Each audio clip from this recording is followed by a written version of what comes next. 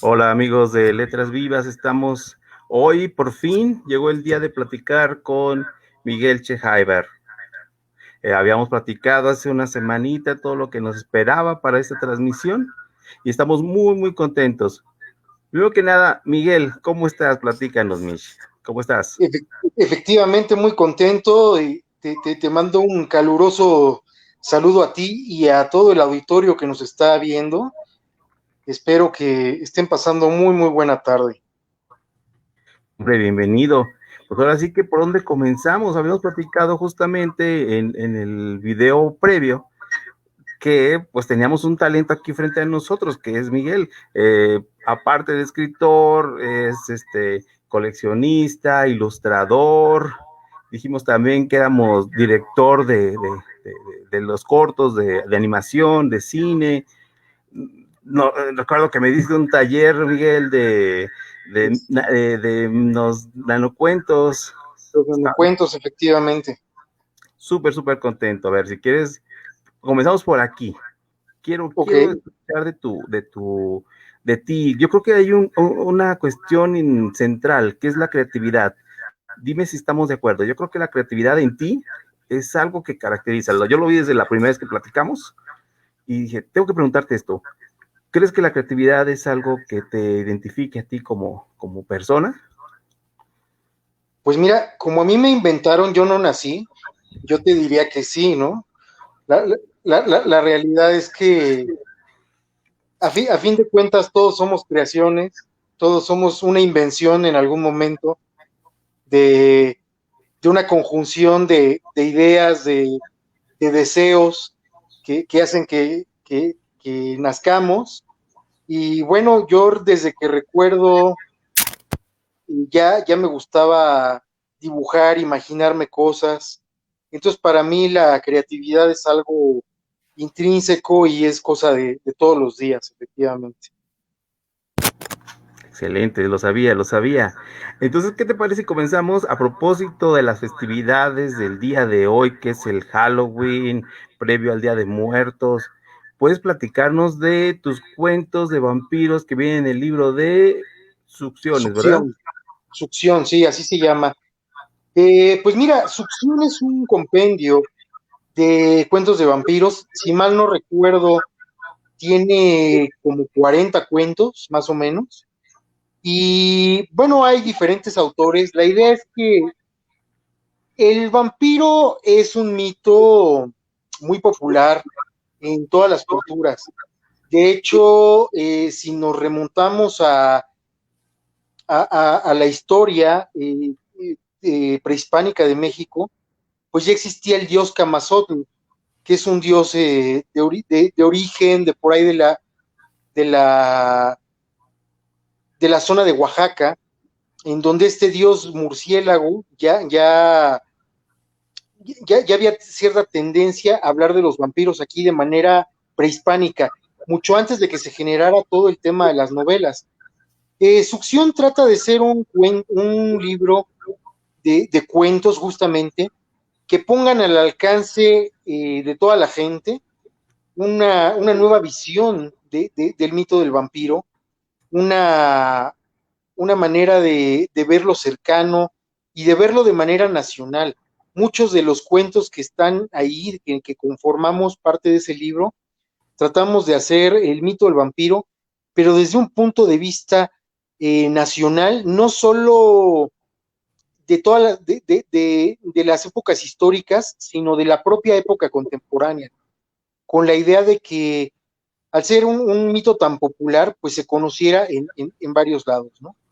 Que es muy actual y que siempre está en constante modernización. Así es. Perfecto. Entonces, ¿tú consideras que nosotros aportamos algo a esta cultura colectiva de esta idea del vampiro como tal, entonces? Mira, eh, el terror y el horror en sí mismo, como literatura y como producto cinematográfico, cumple una función importante, que es la de exorcizar los miedos. Eh, si tú te pones a pensar, por ejemplo, cuando surgió la novela de Mary Shelley de Frankenstein, Estados Unidos tenía este conflicto de sentir que podían entrar en guerra con Europa, y entonces se veía Europa como un enemigo. Entonces, si te fijas, el mito de Drácula y de Frankenstein son precisamente monstruos antiguos europeos que van a venir a atacarte. Entonces, fíjate qué curioso cómo es todo el temor colectivo a una posible guerra mundial, a un conflicto bélico, cómo está condensado en un mito que después trasciende hacia otras cosas, pero de raíz tiene un temor que la sociedad tiene acerca de un asunto en particular.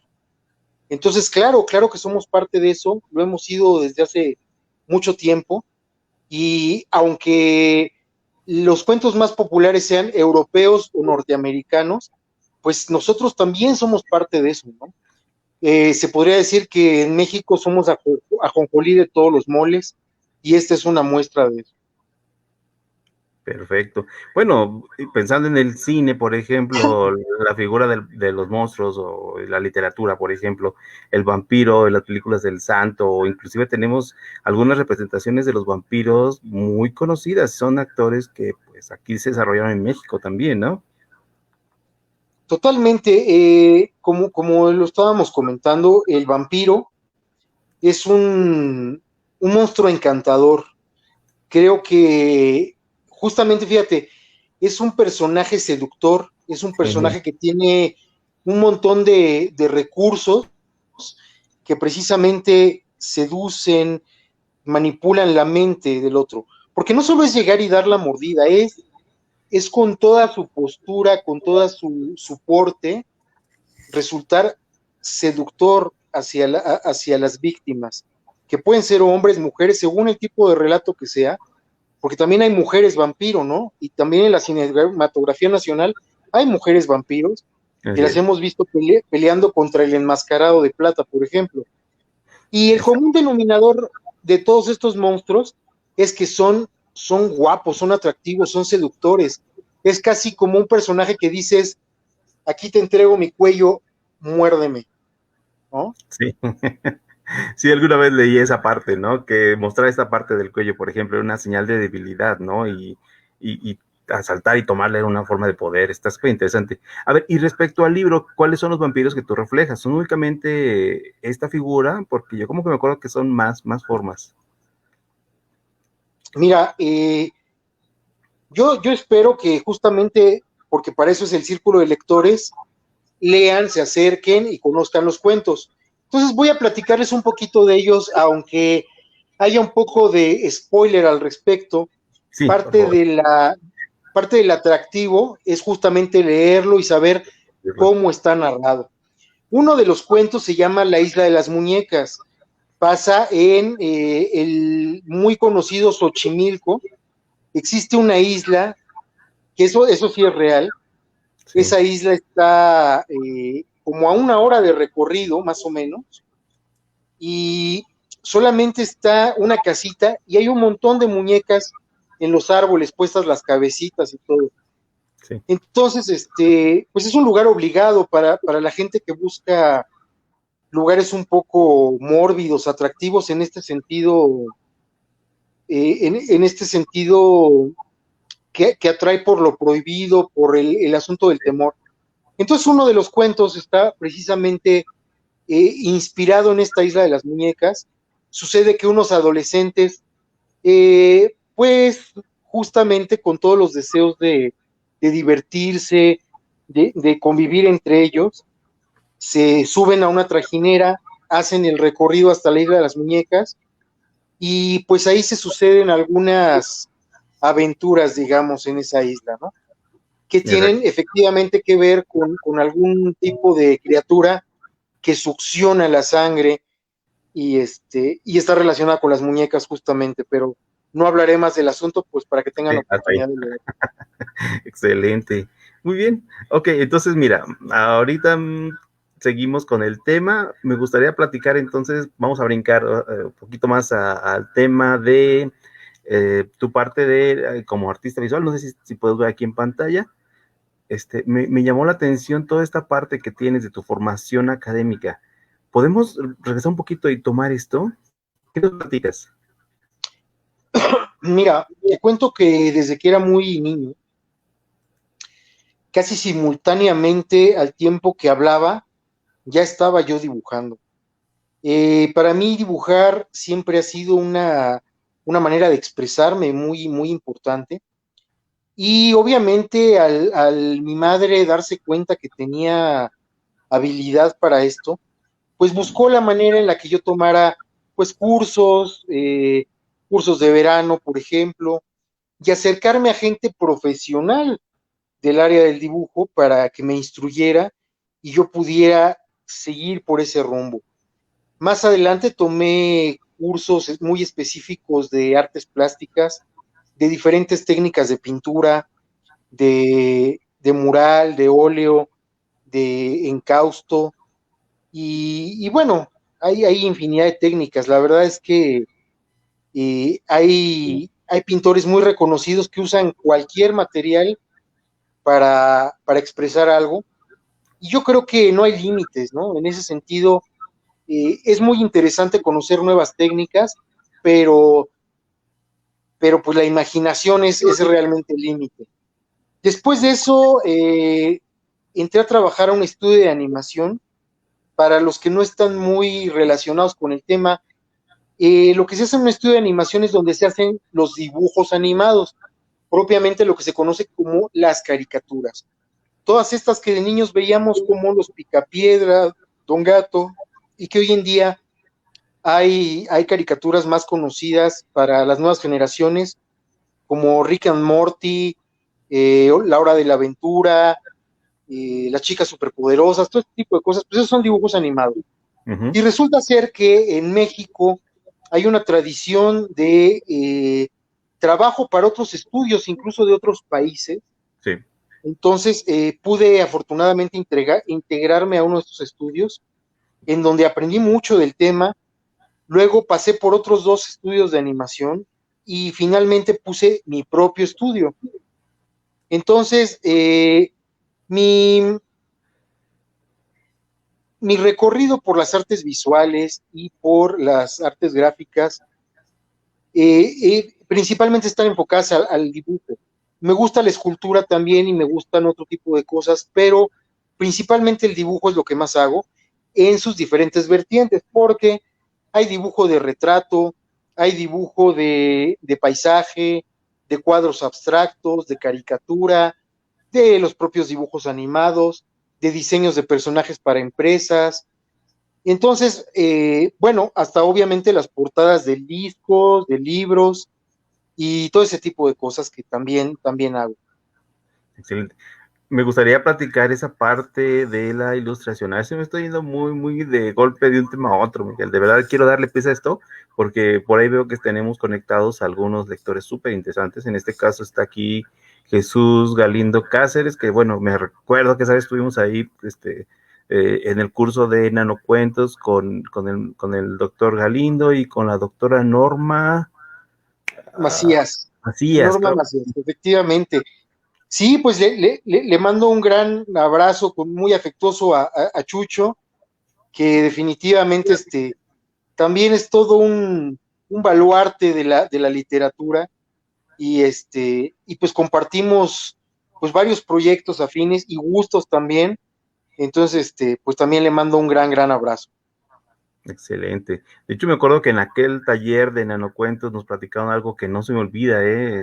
Bueno, en este caso era cómo podías estructurar una historia en una especie de diagrama de flujo donde tenías un inicio, las estructuras, los momentos, los cambios, el retroceso y un final, ¿verdad? Entonces yo trabajo mucho esta parte con mis alumnos, cómo identificar una historia, seccionándola, identificando los elementos. E inclusive hemos hecho un ejercicio súper interesante, a mi parecer, Miguel, espero que coincidamos tal vez, ver una misma historia narrada desde diferentes perspectivas.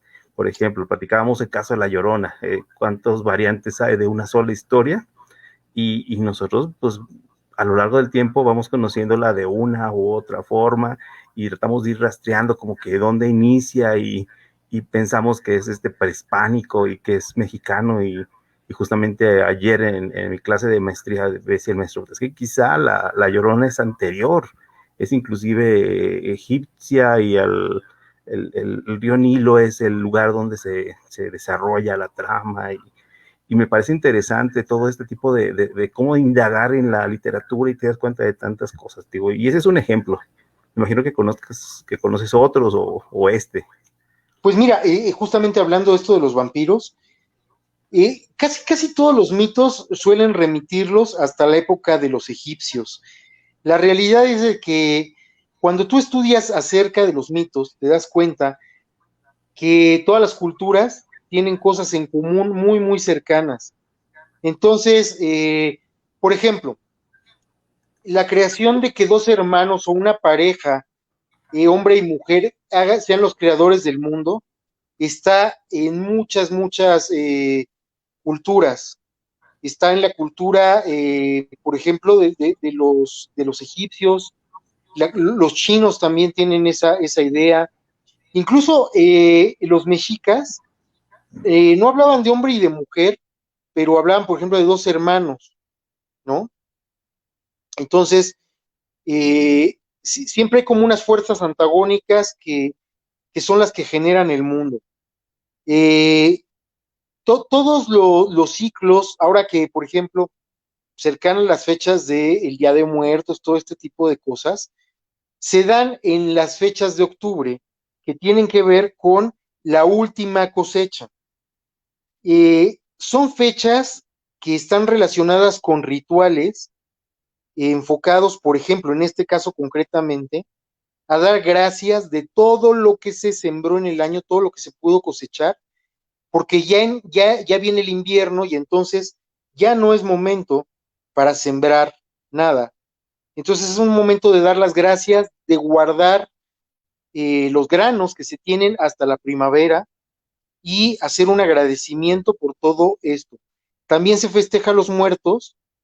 El origen de eso es porque hay personas que cuando empieza el invierno ya no las vas a ver en la primavera.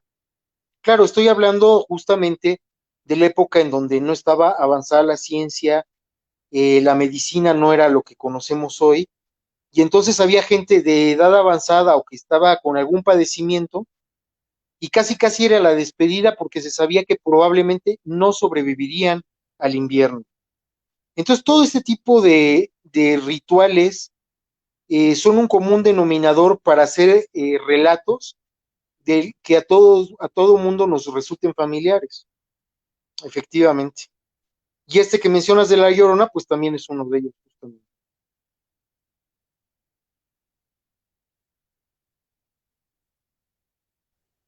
Miguel, ¿me escuchas ahí?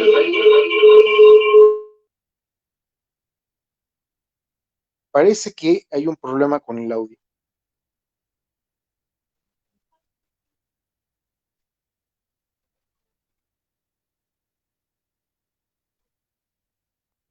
Tengo un problema aquí con el audio, se me va a hacer.